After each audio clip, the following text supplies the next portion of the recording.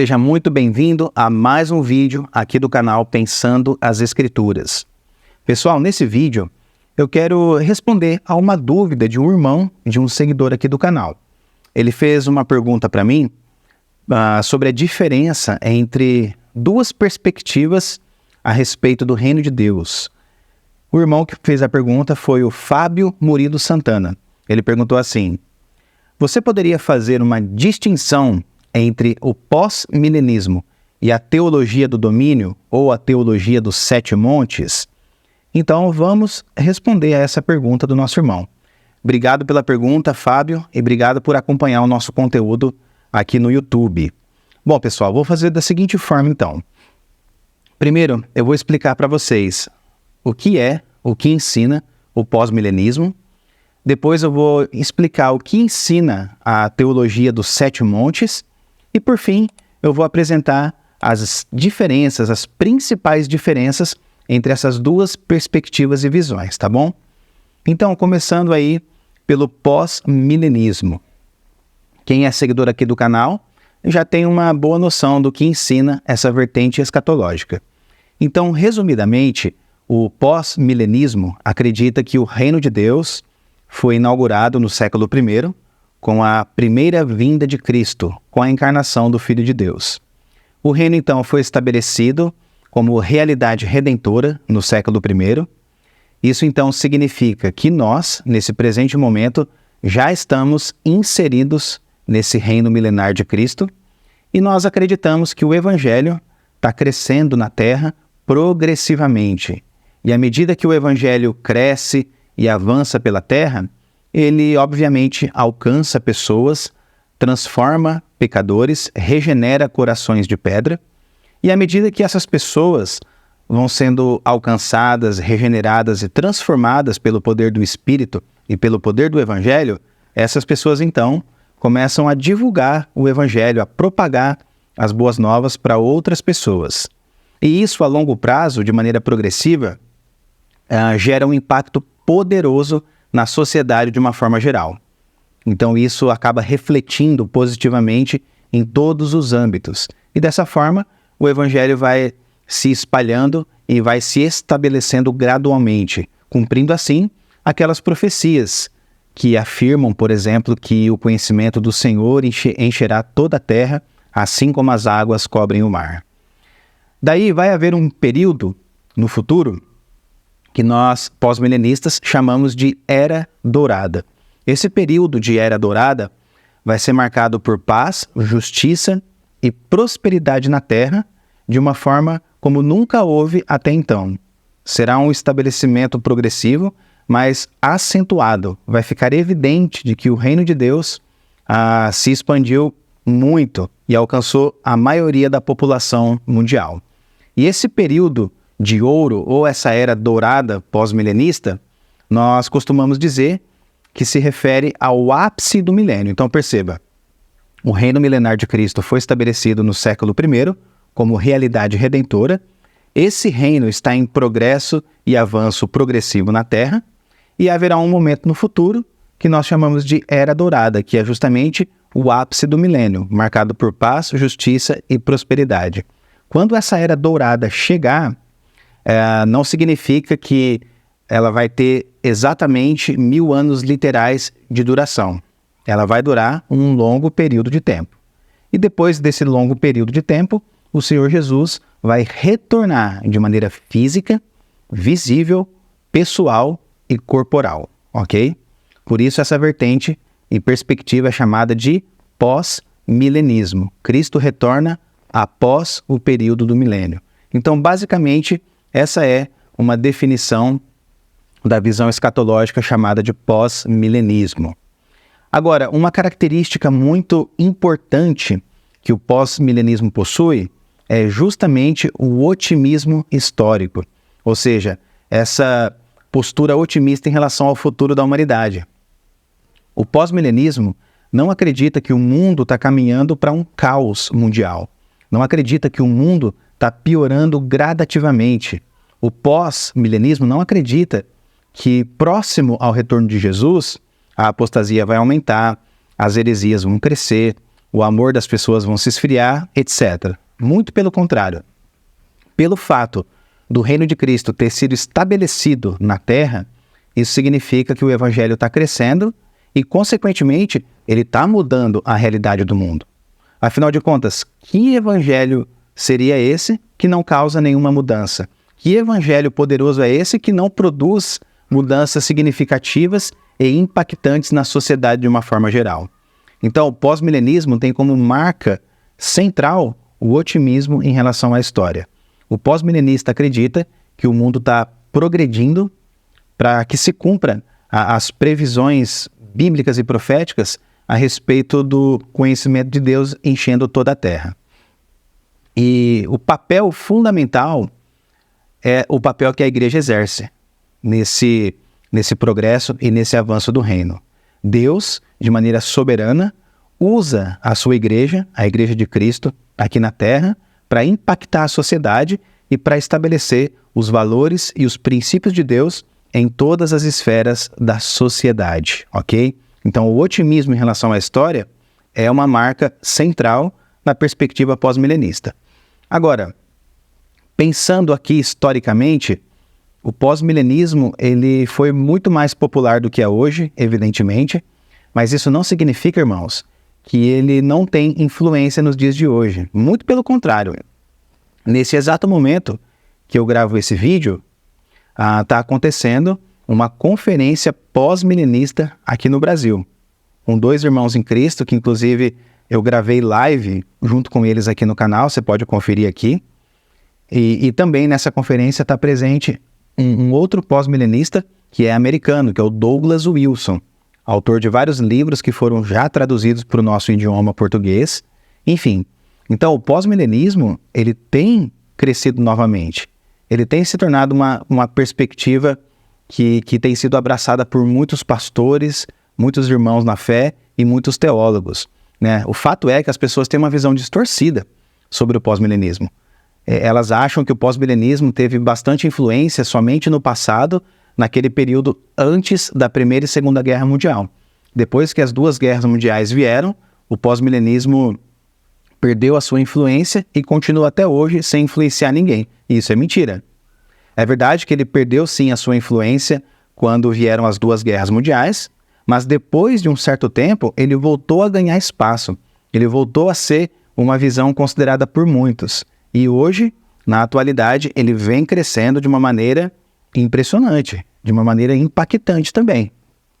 E eu me sinto bastante honrado em ser uma das pessoas que participa da divulgação do pós-milenismo. Eu procuro divulgar bastante essa perspectiva e ensiná-la com bastante consistência, tanto aqui no canal quanto lá no Instagram, tá joia? Então, olhando para a história, nós vemos que o pós-milenismo teve bastante influência entre os puritanos no século XVII, no século XVIII, ok? Especialmente no contexto pós-reforma protestante. E citando aqui alguns teólogos desse período, nós temos o Jonathan Edwards, por exemplo, que sem dúvida alguma foi uma das mentes mais brilhantes que a Igreja de Cristo já teve. Ele foi um grande teólogo e um grande filósofo também.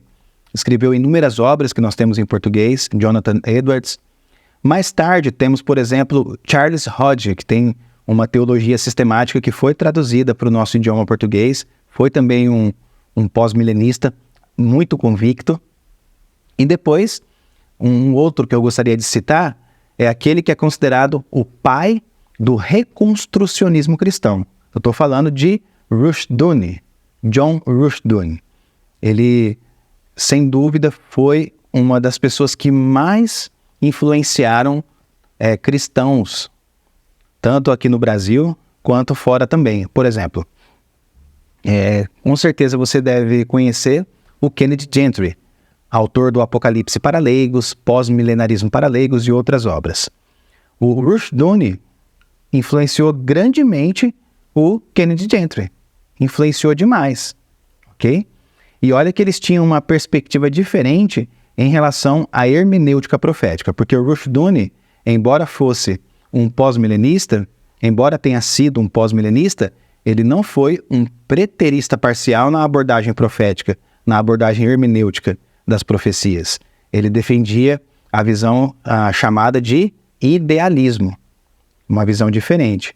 Já o Kenneth Gentry, que foi influenciado pelo Rushdoony, ele é um pós-milenista, mas ele é um preterista parcial na forma de interpretar e ler as profecias bíblicas, ok? Então, irmãos, eu estou trazendo esses dados aqui para vocês, esses dados históricos, só para deixar claro que o pós-milenismo ele tem as suas raízes na tradição reformada.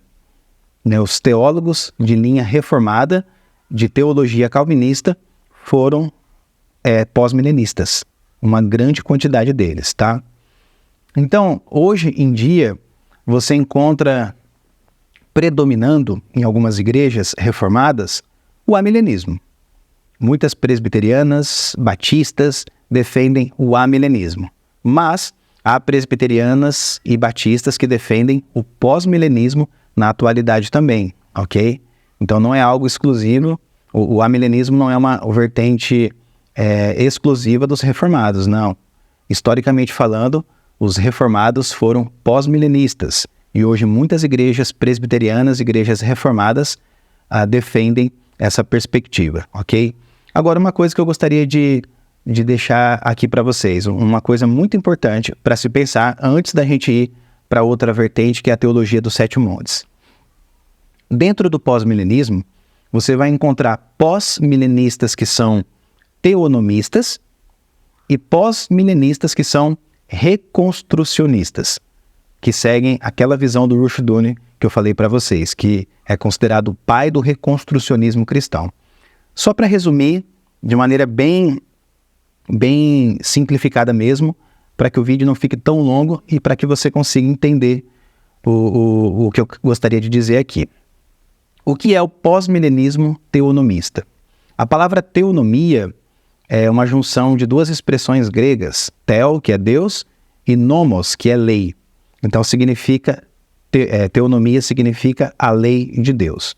O pós-milenista, que é teonomista, acredita que a lei bíblica, especialmente aquelas leis civis do Antigo Testamento, devem ser restauradas no sentido de serem implementadas na sociedade atual.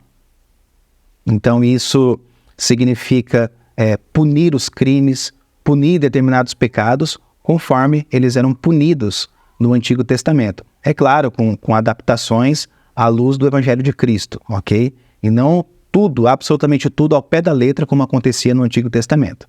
Mas enfim, então o pós-milenista teonomista acredita que é possível sim nós aplicarmos a lei de Deus no mundo moderno. Nós aplicarmos as leis morais e as leis civis do Antigo Testamento na sociedade moderna. Essa é uma forma de você estabelecer o reino de Deus. Essa é uma forma de você trabalhar para o avanço do reino na terra, trazendo de volta os princípios morais e civis do Antigo Testamento, porque uma sociedade bem ajustada só é possível se a lei bíblica for restaurada para a sociedade atual, tá? Agora, o pós-milenista reconstrucionista, o que ele ensina? De modo geral, o pós-milenista que é reconstrucionista, ele também será um teonomista. Agora, nem todo teonomista será necessariamente um reconstrucionista, tá? Então, veja bem, o pós-milenista, que é reconstrucionista, acredita que sim, a teonomia tem que ser estabelecida, a lei de Deus, a lei bíblica em relação aos aspectos civis e morais devem ser restaurados na sociedade atual. Mas o reconstrucionista vai um pouquinho além. Ele acredita que não apenas a lei bíblica na parte civil deve ser restaurada, mas na verdade deve haver um estabelecimento dos princípios bíblicos em absolutamente todos os âmbitos da sociedade. Na cultura, na economia, na ciência e assim por diante. Então é algo que não se limita ao aspecto civil da sociedade. Então, vê se você consegue entender o que eu quero dizer aqui. Nem todo pós-milenista teonomista é reconstrucionista, mas todo pós-milenista reconstrucionista será um teonomista. Então o cara ele pode ser um pós-milenista que acredita que a teonomia tem que ser estabelecida. Mas ele não chega a ser um reconstrucionista, porque o reconstrucionismo ele é mais abrangente. Agora, o pós-milenista que é reconstrucionista, ele vai ser teonomista também, porque ele acredita que a restauração deve ser completa, não se limitando apenas ao aspecto cultural, mas ao civil também. Então ele pega a teonomia e aplica na sociedade moderna, na sociedade atual, ok? Então, esse domínio, digamos assim, que o pós-milenismo prega, essa influência que a igreja deve exercer na sociedade, ela está ligada ao reconstrucionismo e ao teonomismo. E geralmente a raiz do pós-milenista é uma raiz calvinista, é uma raiz reformada. Teologia do domínio nesse sentido, tá bom? Dito isso, agora vamos para a teologia dos sete montes, ou o mandato dos sete montes, ou a teologia das sete montanhas, enfim. O que diz essa proposta? Vamos definir aqui. Assim como o pós-milenismo, irmãos, acredita que a igreja deve exercer um domínio e uma influência profunda na sociedade moderna, a teologia dos sete montes também acredita nesse sentido. Também acredita nessa influência que a igreja deve exercer sobre a sociedade. Porém, aqui está um aspecto muito importante. Porém, a base teológica que a teologia dos sete montes utiliza é diferente. A raiz histórica da teologia dos sete montes não é reformada, não é calvinista, mas a raiz é mais ligada ao pentecostalismo e neopentecostalismo. As raízes são mais carismáticas. Mas olha só, antes de entrar nesses aspectos, vamos entender aqui a teologia do domínio. Ela acredita que é responsabilidade dos cristãos, de uma forma geral, influenciar 7 áreas da sociedade. E é daí que eles fazem a analogia com os 7 montes. E quais são essas áreas? Primeira área, governo ou política, mídia, educação, economia, família, religião e artes e entretenimento. Então temos 7 áreas de influência na sociedade que os cristãos devem dominar, que os cristãos devem se infiltrar, por assim dizer, e estabelecer os princípios do reino de Deus, os princípios bíblicos nessas áreas específicas, ok? Esse é o objetivo, essa é a grande proposta da teologia dos 7 montes, ou das 7 montanhas. Historicamente falando, esse movimento não é tão antigo quanto o pós-milenismo. Como eu disse aqui, o pós-milenismo ele teve o seu auge, digamos assim, nos séculos 17, séculos 18. Até anterior a isso, você encontra alguns elementos de otimismo em relação ao futuro, ainda que o termo técnico pós-milenismo seja algo mais moderno. Mas essa ideia, essa concepção otimista em relação ao futuro, remonta a algo mais atrás ainda, lá no passado mesmo. Então, voltando, a teologia dos 7 montes é uma perspectiva mais recente. Ela surgiu no século XX, em meados ali da década de 70, especificamente anos 75, 1975, alguns colocam nessa data aproximadamente, mas foi na década de 70, no século XX. E o contexto em que surgiu essa perspectiva, irmãos, foi no contexto pentecostal e neopentecostal carismático. Tanto é que você vai encontrar várias igrejas de linha neopentecostal que são, de certa forma, rejeitadas por muitos, que defende essa teologia, que defende essa perspectiva de domínio. Eu vou citar alguns nomes aqui, talvez você já ouviu falar de algum deles. Temos aqui um líder chamado Bill Bright, que é bastante influente, um cara que propaga bastante essa perspectiva da teologia dos 7 montes. Temos um muito mais conhecido ainda, conhecido inclusive aqui no Brasil, tem muitas obras dele em português, que é o Peter Wagner. O Peter Wagner ensinou veementemente essa teologia, tá? E outra coisa, irmãos, o Peter Wagner, ele foi, sem dúvida, uma pessoa que influenciou demais o movimento chamado de Nova Reforma Apostólica. Então você percebe que essa teologia dos 7 montes está ligada à Nova Reforma Apostólica. E o Peter Wagner foi uma das cabeças mais importantes para trazer esse movimento, ok? Então você vai encontrar muitas igrejas neopentecostais e pentecostais também aqui no Brasil e também fora do Brasil, que ordena pessoas como apóstolos, que promovem movimentos carismáticos com bastante ênfase em dons espirituais, em profecias, etc. Olha só para você ter uma ideia.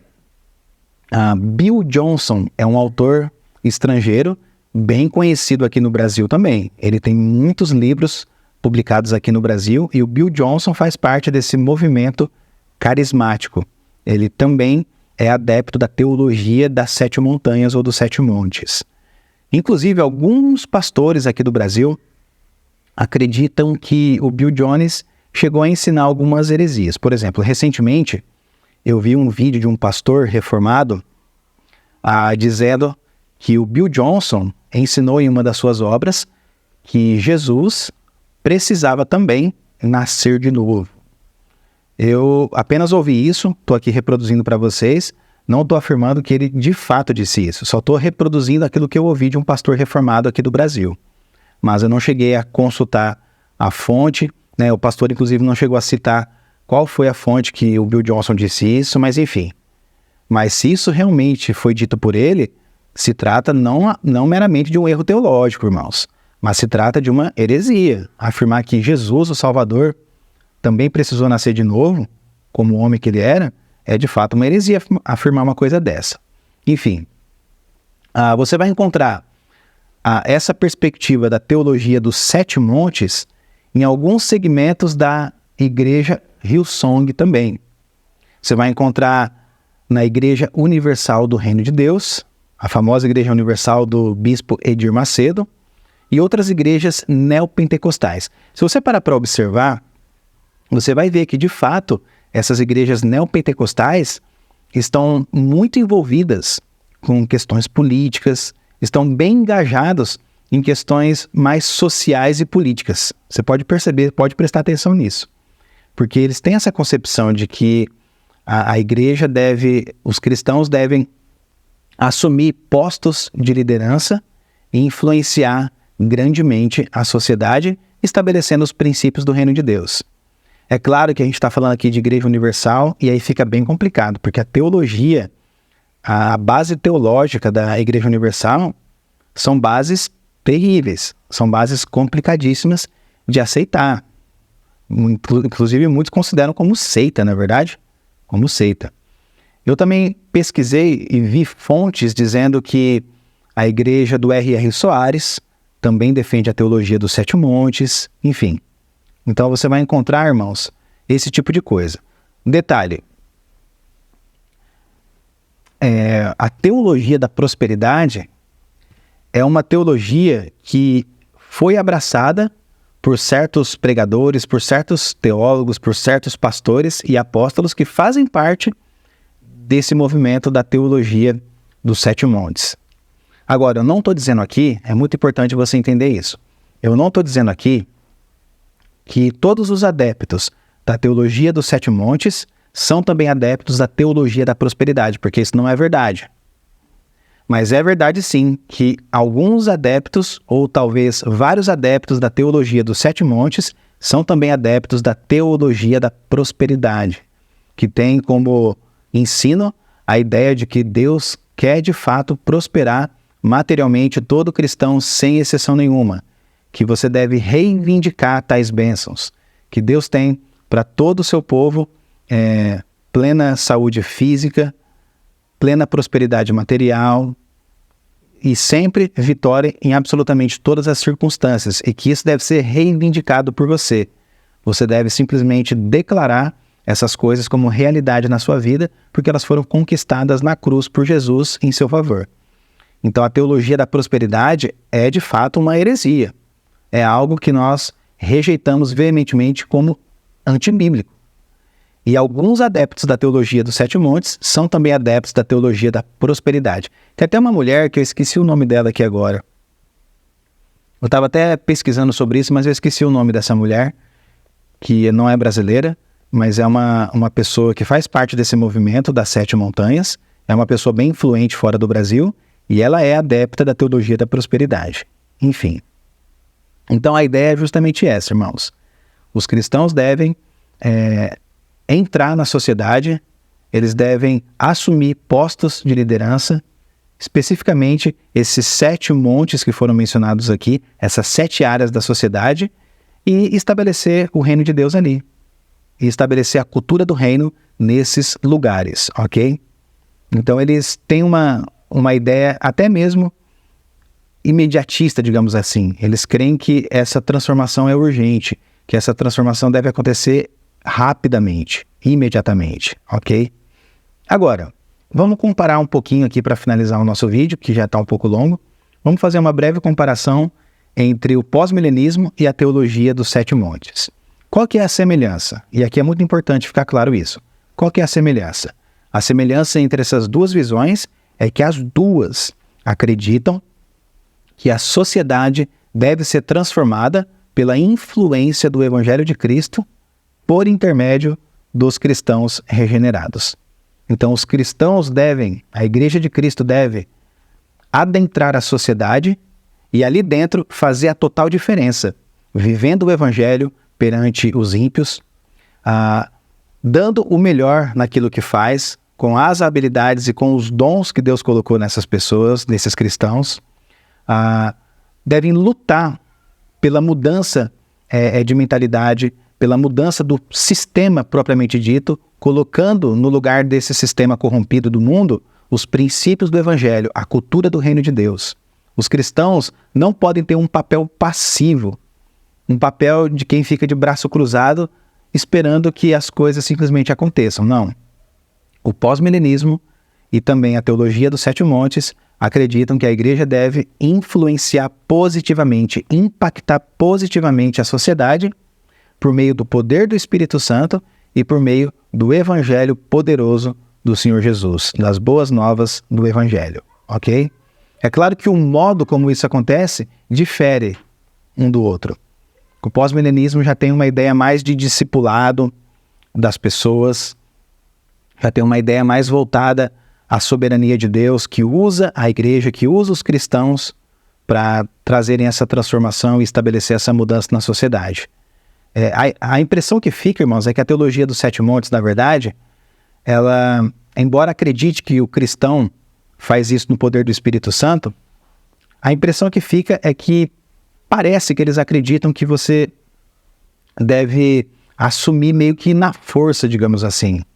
Não exatamente na força, não quero que você me interprete mal, mas que é diferente do pós-milenismo. A ênfase parece ser colocada mais no cristão. Ele deve ser muito mais veemente na forma de estabelecer esses princípios do que a confiança na soberania de Deus, como apregoa o pós-milenista.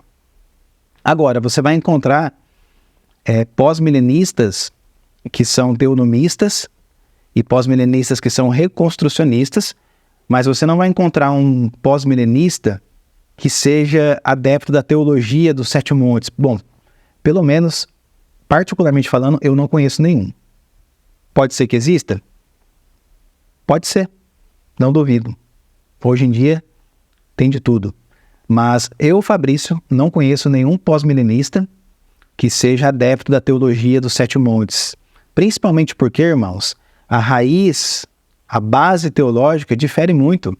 O pós-milenismo clássico, o pós-milenismo, na sua origem, na sua raiz histórica, está ligado à teologia reformada, está ligado aos princípios da reforma protestante, à teologia calvinista, e isso difere totalmente do movimento da teologia dos 7 montes.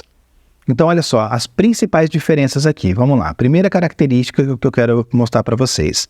O pós-milenismo reformado não acredita em restauração apostólica, não acredita que existem apóstolos na atualidade, né? O número de apóstolos se limita aos 12 e Paulo. Eles foram homens que Deus levantou no passado, concedeu a eles revelação, que se tornou a nossa escritura que nós temos hoje, e após a morte dos apóstolos no século I, Deus simplesmente cessou o ofício apostólico. Não existem mais apóstolos e não há necessidade de apóstolos modernos para que o evangelho se espalhe pela terra e influencie a sociedade. Já a teologia dos Sete Montes, como eu disse, defende a restauração apostólica, um movimento de restauração apostólica. Então eles acreditam que a igreja possui apóstolos nos dias de hoje e eles são homens que Deus levantou para conduzir a igreja rumo a essa transformação ou rumo a essa influência que a igreja deve exercer na sociedade moderna. Então é como se eles recebessem uma direção específica da parte de Deus para liderar a igreja e conduzir a igreja a essa influência. O segundo ponto é em relação à soteriologia. A base teológica em relação à salvação, na perspectiva pós-milenista, como eu disse, é ligado ao calvinismo, é ligado à soteriologia calvinista, que enfatiza o quê? Que enfatiza a soberania de Deus na salvação do homem, que prega a eleição e a predestinação. Essa é uma marca da soteriologia dos pós-milenistas, de uma forma geral. Já a teologia dos Sete Montes, os teólogos que defendem essa perspectiva, eles enfatizam mais o livre-arbítrio do ser humano, mais a responsabilidade do homem. Não estou com isso dizendo que eles são arminianos, embora evidentemente haja muitos arminianos que fazem parte dessa perspectiva. Mas você vai encontrar alguns adeptos da teologia dos Sete Montes que afirmam assim, olha, eu não sou calvinista e nem arminiano. Eu sou neutro. Eu fico ali no meio termo entre essas perspectivas. Terceira característica é em relação aos dons espirituais. O pós-milenismo reformado é bem cauteloso em relação aos dons espirituais. Você vai encontrar pós-milenista que é cessacionista, que acredita que os dons miraculosos, que certos dons espirituais existiram somente no período apostólico, porque havia a necessidade disso, e após o fechamento do cânon, após o encerramento do período apostólico, esses dons extraordinários cessaram. E não existe mais na atualidade, porque não há necessidade disso. Outros dons permanecem hoje em dia, porque esses que são extraordinários simplesmente cessaram, sinais, maravilhas, etc. Mas você vai encontrar alguns pós-milenistas que são continuistas nesse aspecto, ou seja, eles acreditam que alguns dons, não todos, mas que alguns dons que existiram na época apostólica continuam existindo na atualidade. Mas não são todos. Em relação à teologia dos Sete Montes, eles acreditam que todos os dons devem ser praticados hoje em dia porque eles não cessaram.